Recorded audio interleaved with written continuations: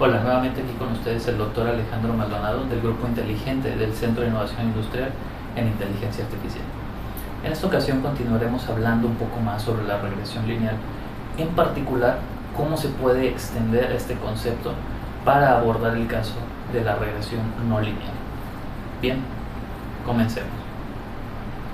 Bien, el día de hoy revisaremos el tema de la regresión no lineal, pero antes de eso, revisaremos un poco cómo extender la idea de la regresión lineal. Para eso recordemos que habíamos definido a la regresión lineal de la siguiente manera, como una combinación de parámetros con variables multiplicadas y sumadas entre sí. Ahora, lo interesante aquí es qué pasa si sustituimos una de estas variables por una variable que ya teníamos pero transformada. En particular para este ejemplo, la transformación sería elevarla al cuadrado. Entonces tendremos la siguiente expresión. Y la pregunta ¿es esta relación lineal o no lineal? Esto dependerá del punto de vista donde lo veamos. Si nos fijamos solamente en las variables involucradas, podemos decir que es una relación no lineal, porque tenemos una variable multiplicada por sí misma, que es la operación de elevar al cuadrado. Pero si regresamos a la expresión como estaba antes de la sustitución, podemos decir que es una relación lineal. En particular, para este problema de la regresión lineal, lo que vamos a hacer es definir a estos modelos como una combinación lineal, pero de los parámetros con las variables, ya sea transformadas o no. Esta es la forma más general de una regresión lineal. Y podemos tener casos como los que mostramos en pantalla. Podemos tener a la misma variable elevada al cuadrado, al cubo o a la potencia que queramos, combinada linealmente con unos parámetros alfa 1, alfa 2, alfa 3 y beta. Podemos tener este otro caso donde en este ejemplo la transformación es la operación seno y coseno sobre las variables, que están combinadas nuevamente linealmente en función de los parámetros alfa 1, alfa 2 y beta. Y finalmente podemos tener otros casos, como por ejemplo la operación de exponente a una variable x.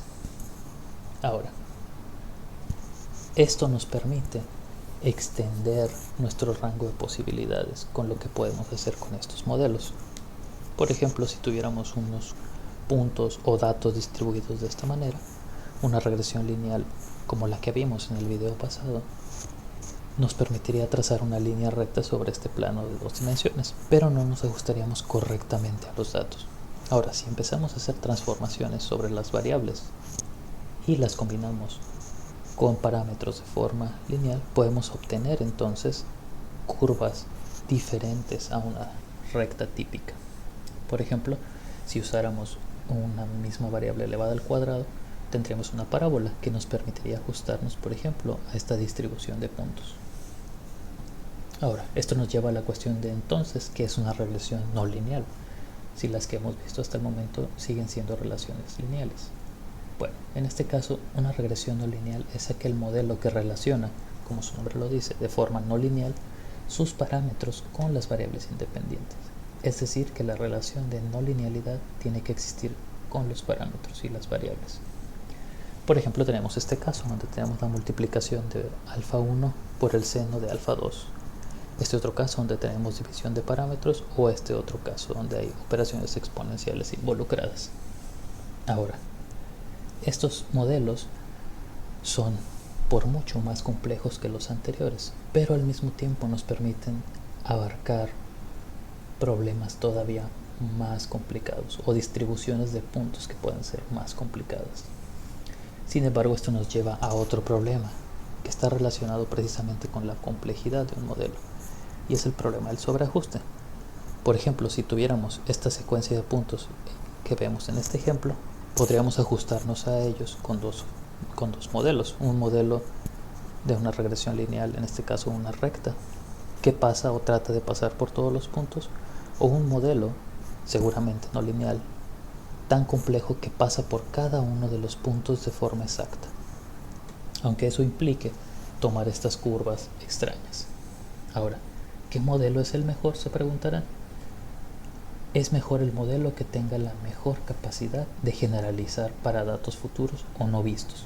Imagínense que queremos predecir un valor nuevo de nuestro, por ejemplo, nuestro fenómeno que estamos revisando. Entonces, si usáramos el modelo lineal, nos diría que vamos a tener puntos sobre esta recta y posiblemente sean los correctos. Y por ejemplo, si utilizamos el modelo, en este caso no lineal o más complejo, seguramente si quisiéramos, por ejemplo, un punto en esta parte de aquí, alrededor de -5 en el eje horizontal, el modelo nos va a predecir que tendríamos un valor de casi 15. ¿Será o no será el correcto? Eso dependerá de los datos que tengamos asociados a este fenómeno. Pero entonces este es el problema del sobreajuste, en el que podemos tener un modelo muy complejo que se ajuste perfectamente a los datos, pero no sea capaz de predecir correctamente datos nuevos. Este tema lo abordaremos a más detalle en el próximo video. Como hemos visto, la regresión no lineal y la forma de extender la regresión lineal nos permite ajustarnos a datos con estructuras o distribuciones más complejas. Sin embargo, todo esto puede desencadenar el problema del sobreajuste, el cual revisaremos en el siguiente video. Muchas gracias por vernos y hasta la próxima.